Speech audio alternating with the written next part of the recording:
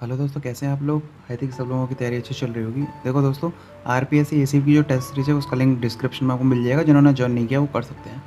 इससे पहले दोस्तों मैंने लास्ट लेक्चर में पढ़ाया था कार्डन्स रूल्स और उसका बहुत ही बेसिक क्वेश्चन कराया था जो मोस्ट ऑफ द केसेस में पूछे जाते हैं, जिस तरीके के क्वेश्चन है ना। इसके बाद में वो मैंने जो क्वेश्चन बताया था उस टाइम में क्या था, एक्स स्क्वायर का टर्म नहीं था। अब इसमें क्या आएगा, ये एक्स स्क्वायर का टर्म आएगा, उसको सॉल्व करना बताऊंगा, तो इसके बाहर कोई क्वेश्चन बचेगा नहीं। ठीक है ना।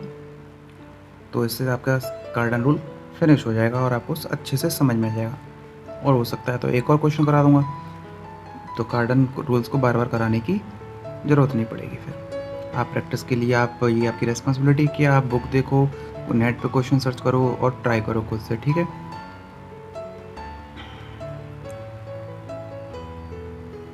देखो ये क्वेश्चन है, एक्स क्यू माइनस के 3x² प्लस 12x और क्या प्लस के 16, इसको सॉल्व करना है। देखो कार्डन रूल जो होता है वो किसके लिए होता है, बेसिकली आपको पता है ax³ plus bx plus c equal to 0। इस तरह के इक्वेशन को सॉल्व करने के लिए यूज में लिया जाता है, बिकॉज इसलिए लिया जाता है, क्यों, क्योंकि यहाँ एक्स स्क्वायर का टर्म नहीं होता, वहीं कार्डन मेथड अप्लाई किया जाता है। लेकिन अब इसमें लगाना है, इसका मतलब क्या हो गया, अगर कार्डन मेथड से इसको सॉल्व करना है तो क्या करना पड़ेगा, ऑब्वियसली एक्स स्क्वायर के टर्म को रिमूव करना पड़ेगा। तो उसी एक्स स्क्वायर के टर्म को रिमूव करने के लिए ये एक एक्स्ट्रा प्रोसेस जुड़ जाता है। देखो किस तरीके से। तो इसमें क्या करना है, इसमें h वाला टर्म आएगा, यानी कि क्या करना है, y equal to x minus के h लेना है, और h जो होगा वो होगा उसका formula -a1 upon n a0। ये इसका फॉर्मूला हो जाएगा। क्लियर। इसका फॉर्मूला किसके लिए एप्लीकेबल है, a0x³ plus a1x² plus a2x, इस तरीके की इक्वेशन के लिए एप्लीकेबल है ये, मतलब इस इक्वेशन के लिए है ये। ठीक है। तो n क्या है यहाँ पे, हाईएस्ट पावर ऑफ इक्वेशन में जो भी हाईएस्ट पावर होगी वो n की वैल्यू होगी। अब देखो h फाइंड करना, तो h क्या हो जाएगा, देखो a1 क्या हो जाएगा, एक्स स्क्वायर का कोफिशिएंट क्या है, एक्स स्क्वायर का कोफिशिएंट -3, माइनस ऑलरेडी है -3। n क्या हो गया, हाईएस्ट पावर 3, और a0 क्या होगा, a0 हो गया x³ का कोफिशिएंट कितना है 1, क्या मिल जाएगा यहाँ से 1, h क्या मिल गया 1। तो y इक्वल टू क्या हो जाएगा, x माइनस 1, तो यहाँ से x क्या हो जाएगा y प्लस 1। बोलो कोई दिक्कत, इस वैल्यू को उठा के सीधा इसमें पुट कर देने का है। ठीक है। देखो तो क्या हो जाएगा, ये y प्लस 1 का होल क्यूब माइनस 3x² मतलब y प्लस 1 का होल स्क्वायर प्लस 12x की जगह y प्लस 1 का और प्लस 16 इक्वल टू 0। अब इसको सॉल्व कर लो आप, तो क्या हो जाएगा, देखो y³ plus 1 plus 3a² plus 3ab² minus y² plus 1 minus 3 plus 2y minus 6y plus 12y plus 12 plus 16 equal to 0। This is the calculation part and you have to do this calculation, because मैं ये उम्मीद करता हूँ कि ACF में calculation आपकी perfect होगी। तो इसको ओपन करना, यही मिलेगा, इससे कैंसिल है आउट। क्लियर। और कुछ कैंसिल हो रहा है क्या, देखते हैं। देखो y³ क्या यहाँ मिल जाएगा, यहाँ से y³ और y² का तो टर्म सारे गायब हो गए ना। देखो अब देखो 12y माइनस 6y कितना हो गया, प्लस 6y और plus 3y 9y plus 1 minus 3 minus 2 plus 12 10 और 10 और 16 कितना हो गया 26 इक्वल टू 0। तो देखो y³ प्लस 9y प्लस के 26 इक्वल टू 0, ये रिड्यूस हो गई किस इक्वेशन में, जो हमको कार्डन मेथड को सॉल्व करने के लिए हमको जिसकी ज़रूरत पड़ती थी। एक चीज़ याद रखने वाली बात ये है दोस्तों कि ये जो मैंने मेथड बताया ना यहाँ से, तो देखो h तो हर बार निकालना ही पड़ेगा अगर एक्स स्क्वायर का टर्म आए तो, लेकिन मेथड h के बाद में चेंज होते रहेंगे। ज़रूरी नहीं कि हर बार ये वाला मेथड लगेगा अगर एक्स स्क्वायर में इक्वेशन हो तो। क्यों, क्योंकि जहाँ पर देखो इसकी एक थोड़ी सी ट्रिक बता देता हूँ कि अगर एक्स स्क्वायर के साथ में कोई कोफिशिएंट है तो आप ये वाला मेथड लगाओ मोस्ट ऑफ द केसेस में, है ना। ज़रूरी नहीं है, ये मैं एक्सपीरियंस बता रहा हूँ, जो नंबर ऑफ क्वेश्चंस सॉल्व करने के बाद में मैं ये बता रहा हूँ कि ज़रूर नहीं है ऐसा हो, लेकिन जहाँ अगर ये इस मेथड से सॉल्व नहीं होता है तो ये आपको करना भी पड़ेगा। अगर इस मेथड से सॉल्व नहीं होता है इससे क्योंकि सॉल्व तो हो जाएगा, लेकिन हो सकता है इस मेथड से लेंदी हो। अगर इस मेथड से लेंदी होता है तो आपको क्या करना है, दूसरा मेथड लगाना पड़ेगा एच फाइंड करने के बाद में, वो मैं आपको, और दूसरा मेथड मतलब है सिंथेटिक डिवीज़न लगाना है आपको। सिंपली सिंथेटिक डिवीज़न मैं आपको बता रखा हूँ लास्ट टाइम पे कैसे करते थे, और इसके बाद में और किस तरीके से लगा सकते हैं वो मैं आपको नेक्स्ट क्वेश्चन में समझा दूंगा। एक मेथड ये हो गया, क्लियर है? यहाँ तक समझ में आई? कोई दिक्कत बात? अब यहाँ से आगे आपको बताइए किस तरीके से सॉल्व करना है, क्योंकि ये क्वेश्चन बन चुकी है और आप खूब सारे क्वेश्चन भी कर चुके हो इस तरीके से।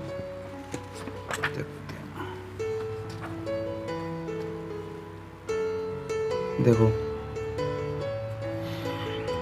Y cube plus 9y plus 26 equal to 0, ये है। अब आपको क्या करना है, आपको अगेन वही मेथड जो पहले लेक्चर में मैंने बताया था लास्ट टाइम में, y इक्वल टू क्या हो जाएगा, u प्लस वी लेके चलना है। ठीक है, ठीक। अब क्या करना है, q कर देना है, तो y क्यू क्या हो जाएगा, u cube plus V cube plus 3uv into V plus U या u प्लस वी। कोई दिक्कत नहीं। Y cube equal to U cube plus V cube plus 3uv के साथ v प्लस यू क्या हो जाएगा, y, तो 3uv इंटू वाई, तो वाई क्यू माइनस ये वाला टर्म इधर, sorry minus U cube plus V cube equal to 0 हो जाएगा। बोलो यहाँ तक कोई समस्या, यहाँ तक कोई दिक्कत नहीं। अब क्या करेंगे इससे आगे इसके बाद में क्या किया था आपको याद होगा, नेक्स्ट प्रोसेस में क्या करते थे, इसी क्वेश्चन को नंबर दे देते थे क्वेश्चन नंबर 2, और इस वाली क्वेश्चन को नंबर दे देते थे 1 और 2 को क्या करते थे, कंपेयर बाई कंपेयर 1 एंड 2। 1 और 2 को कंपेयर करने से क्या मिलता था बताओ, देखो y का कोफिशिएंट है 9 है, तो माइनस के 3u इक्वल टू कितना हो गया, 9। ठीक है, अब u भी क्या मिल जाएगा यहाँ से, -3, तो u भी अगर -3 मिल गया तो you cube into V Q क्या मिल जाएगा यहाँ से, -27। कोई दिक्कत, चलो, and minus U cube plus V Q, ये क्या मिल जाएगा, कांस्टेंट टर्म 26, तो you cube plus V Q कितना मिल जाएगा, -26। बोलो कोई दिक्कत। अब एक ऐसी इक्वेशन जनरेट करनी है टी में जिनके रूट्स क्या हो जाएंगे, you cube and V Q, क्योंकि दोनों का सम भी है और दोनों का प्रोडक्ट भी है। तो फॉर्म या generate equation in T whose root are U cube and V cube. Clear, तो वो इक्वेशन हो जाएगी क्या, T square minus U cube plus V cube into T sum of the roots and plus U cube into V cube equal to 0। तो देखो T square minus U cube plus V cube की value कितनी है, -27, तो क्या हो जाएगा +27 T, और यू क्यू की वी क्यू की sorry you cube plus V cube की वैल्यू कितनी है, -26, तो माइनस और माइनस प्लस हो जाएगा, तो -26 टी हो जाएगा ये। ठीक, और you cube plus V cube की वैल्यू कितनी है, -27, तो टी स्क्वायर प्लस के 26 टी माइनस के 27 इक्वल टू 0। ये किस में क्वाड्रेटिक मिल गई, टी में मिल गई। अब इसके बाद में क्या है, इसके रूट फाइंड करने हैं, तो रूट फाइंड कैसे करेंगे, देखो T square plus 27 T minus T और -27 इक्वल टू 0। टी कॉमन आ गया तो टी प्लस 27 माइनस टी, तो कितना हो जाएगा, सॉरी -1, कि -1 है, -1 होगा तो कितना आ जाएगा, टी प्लस 27 इक्वल टू 0। तो यहाँ देखना आप इसको थोड़ा, तो क्या मिल जाएगा, देखो T plus 27 and T -1 equal to 0। तो यहाँ से टी की दो वैल्यू मिल जाएंगी, क्या, एक तो 1 और एक माइनस के 27 मिल जाएगी। और ये यही क्या चीज़ है, you cube and V cube की वैल्यू है। तो यू क्यू अगर मैं 1 ले लूँ तो यू कितना हो जाएगा यहाँ से 1, और वी क्यू अगर मैं -27 ले लूँ तो वी कितना हो जाएगा यहाँ से -3। तो किसकी वैल्यू मिल गई, यू एंड वी की वैल्यू मिल गई, और यू वी क्या था, स्टार्टिंग में लेके चला था वाई, तो इसमें वैल्यू पुट कर दूंगा मैं। तो दोस्तों मेरे पास में दो चीज़ें आ गई, क्या यू इक्वल टू क्या हो गया 1 एंड v इक्वल टू मिल गया मैंने को -3।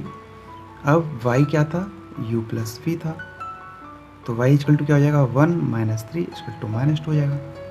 क्लियर? यहाँ तक कोई समस्या नहीं होगी मेरे ख्याल से दोस्तों। अब देखो स्टार्टिंग में मैंने क्या लेके चला था, x equal to y plus 1, तो x इक्वल टू क्या हो जाएगा y प्लस 1 हो जाएगा। तो x इक्वल टू क्या हो जाएगा -y यानी -2 प्लस 1, तो x इक्वल टू क्या मिल जाएगा, यहाँ से -1 मिल जाएगा। एक रूट तो मिल गया जी। बोलो यहाँ तो कोई दिक्कत हो तो, क्योंकि एक रूट निकाल लिया। अब इसके बाद में synthetic rule, synthetic division. Synthetic division के लिए क्या करना है, इक्वेशन को पहले लिख लो, जो भी आपके पास में इक्वेशन है उसको लिख लो। ठीक है यहाँ तक? अब बताओ इसका क्या करना है, सिंथेटिक डिवीजन।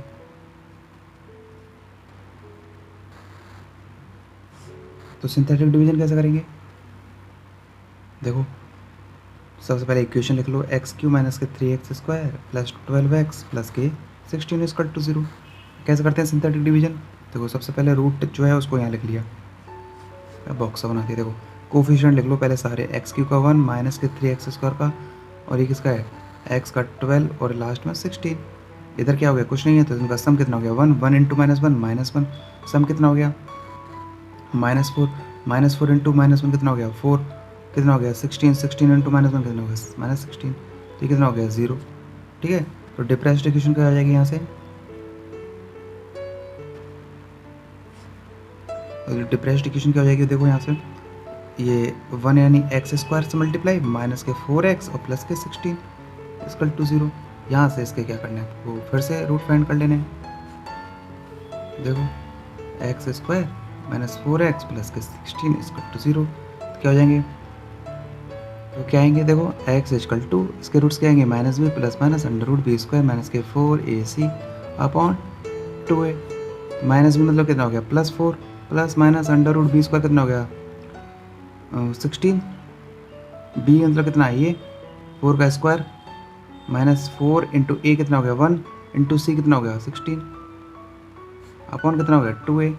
क्या मिल जाएगा यहाँ से 4 प्लस माइनस अंडर रूट कितना हो जाएगा 64, और 64 और मैं से क्या करना है -16 कितना हो जाएगा, कितना हो जाएगा -48। -48 को कैसे लिख सकते हो आप, तो माइनस के 48 हो गया ना, तो -48 को और क्या लिख सकते हो आप, जिससे स्क्वायर रूट हट जाए, यानी कि 16 × 3 अपन कितना हो गया 2a मतलब 2, a इक्वल टू 1 है 2, तो यहाँ से मिल गया 4 प्लस माइनस 4 √3 आयोटा अपॉन 2। ठीक है, तो देखो इतना मिलने के बाद में तो लास्ट में क्या रूट निकल के आएंगे, x निकल के आएगा, एक तो आ रहा है देखो 2 से डिवाइड कर दो, 2 + 2 √3 आयोटा, एक आएगा 2 - 2 √3 आयोटा, और एक निकल के आ रहा था -1, और यही क्या हो जाएंगे आपके आंसर हो जाएंगे। तो इस तरीके से हम रूट को फाइंड कर सकते हैं कार्डन मेथड के थ्रू। तो इस तरीके से देखो दोस्तों आप क्वेश्चन को सॉल्व कर सकते हो कार्डन मेथड के थ्रू। जब x² का टर्म भी अगर आपको आ जाए, वहाँ पास h की वैल्यू फाइंड करनी है। h की वैल्यू फाइंड करने के बाद में एक मेथड तो मैंने ये बता दिया, ठीक है, कि h फाइंड करने के बाद में इस तरीके से क्वेश्चन को सॉल्व कर सकते हैं। और एक मेथड और होगा h को निकालने के बाद में, एक मेथड क्या हो गया, h निकालने के बाद में जो भी इक्वेशन में उसका एक टर्म ले लो, x इक्वल टू या sorry y equal to x plus x minus h, h की वैल्यू वहाँ रख दोगे, x की वैल्यू निकाल के होल क्यूब करना, जो भी है इक्वेशन में रख देना है। एक स्टेप मतलब एक मेथड और है, वो भी देख लेते हैं। देखो दोस्तों नेक्स्ट क्वेश्चन है कार्डन मेथड पे, 2x³ प्लस के 3x² प्लस के 3x प्लस के 1 इक्वल टू 0, इसको सॉल्व करना है मेरे को। तो देखो कैसे सॉल्व करेंगे। अब यहाँ पे देखो मैंने जो ट्रिक बताई थी, यहाँ x² के साथ है कुछ, यस है, यहाँ x³ के साथ भी अगर x² के साथ ही होता ओनली, x³ के साथ नहीं होता, तो आप पहले वाले मेथड पे जा सकते थे।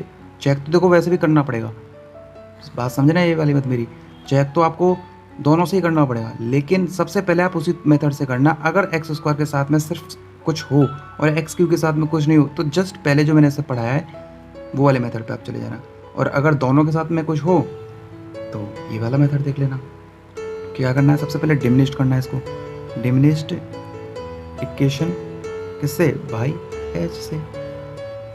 देखो h क्या हो जाएगा यहाँ से -a1 अपॉन a0 इंटू क्या हो जाएगा n हो जाएगा। a1 क्या है यहाँ पे, ये किसके लिए होता है, ये मैंने वो बता रखा है, a0 x³ plus a1 x² plus a2x plus a3 equal to 0, इसके लिए होता है।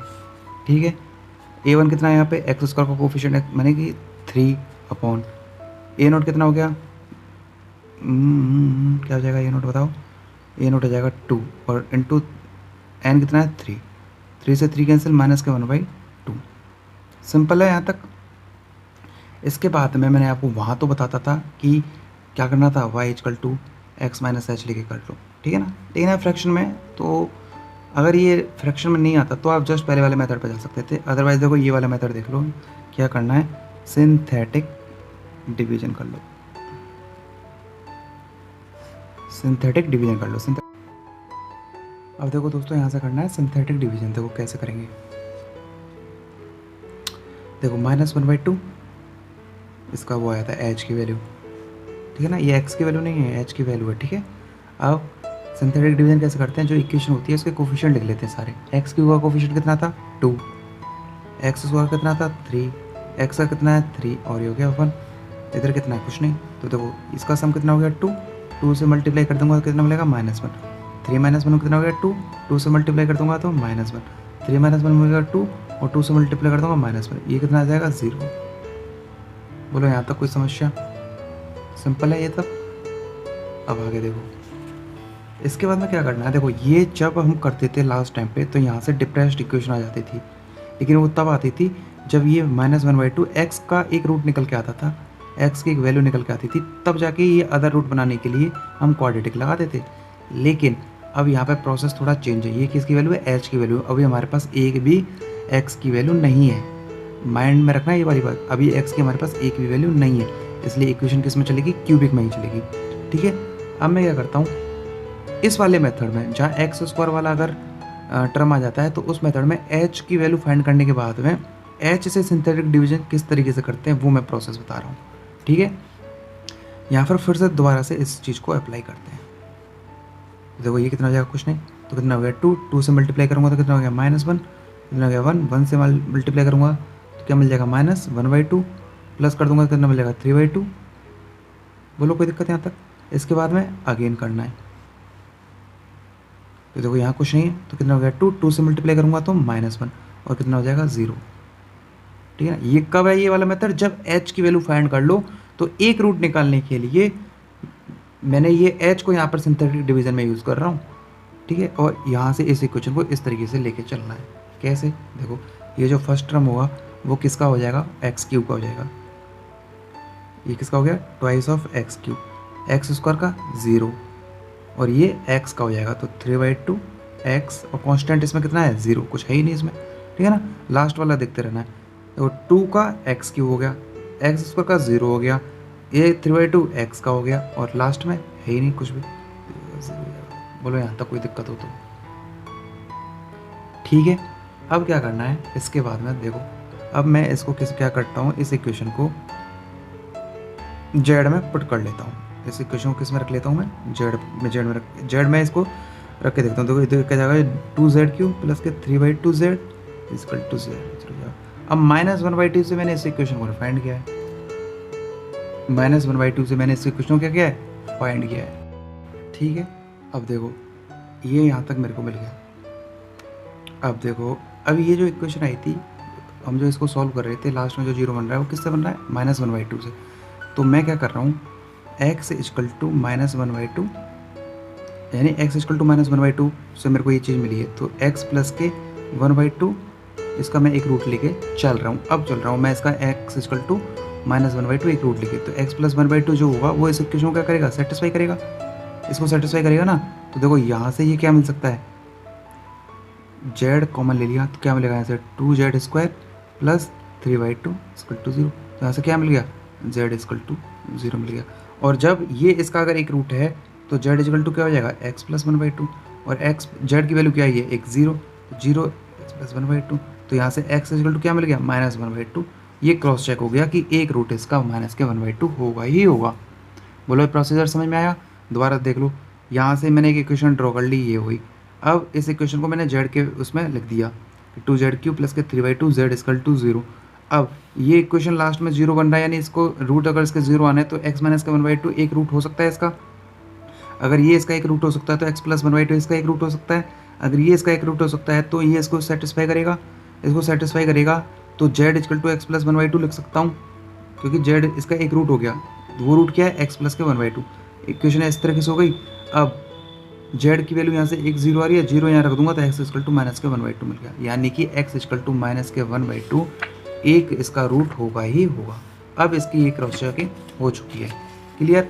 इतना होने के बाद में आप अगेन क्या लगा सकते हो, अब सिंथेटिक डिवीजन लगा सकते हो जैसा हम पहले करते थे। सिंथेटिक डिवीजन अब लगा सकते हैं। तो अब लगाने के लिए सबसे पहले इक्वेशन क्या थी क्वेश्चन में, वो ये थी twice of x cube plus thrice of X square plus के 3 ऑफ एक्स प्लस के 1 इक्वल टू 0। क्लियर है? देखो अब सिंथेटिक डिवीजन लगेंगे तो देखो -1/2 तो कितना है 2 3 3 1, तो 2 मिल गया, -1 मिल गया, 2 मिल गया, -1 मिल गया, 2 मिल गया, -1 मिल गया, दिस इज 0। नाउ अब ये किस में हो जाएगी, डिफरेंशियल इक्वेशन। अब डिफरेंशियल इक्वेशन आ सकती है क्या, twice of X square plus twice of X plus के 2 equal to 0, X square plus X plus 1 equal to 0। यहाँ से एक्स की वैल्यू फाइंड करना हो, -1 plus minus under root B square minus के 4ac अपॉन 2a, यानी कि 2 × 1। तो x इक्वल टू क्या मिल जाएगा, -1 plus minus under root 3 iota by 2। तो यहाँ से कितने मिल जाएंगे root, -1 plus root 3 iota by 2, एक मिल गया -1 माइनस के रूट 3 आयोटा बाई 2, और एक मिल गया x इक्वल टू -1/2। हैंस इस तरीके से x के रूट फाइंड किए जा सकते हैं रिमेनिंग। ठीक है, तो ये दूसरे तरीके का मेथड हो गया। आई हो दोस्तों, ये क्वेश्चन आपको समझ में आए होंगे। फिर भी आपको डाउट हो क्वेश्चन में तो आप मेरे को कमेंट करके पूछ सकते हैं, और लाइक करना, दोस्तों का साथ शेयर करना, सब्सक्राइब करना। मिलते हैं नेक्स्ट वीडियो में नेक्स्ट टॉपिक के साथ में। Bye bye, take care.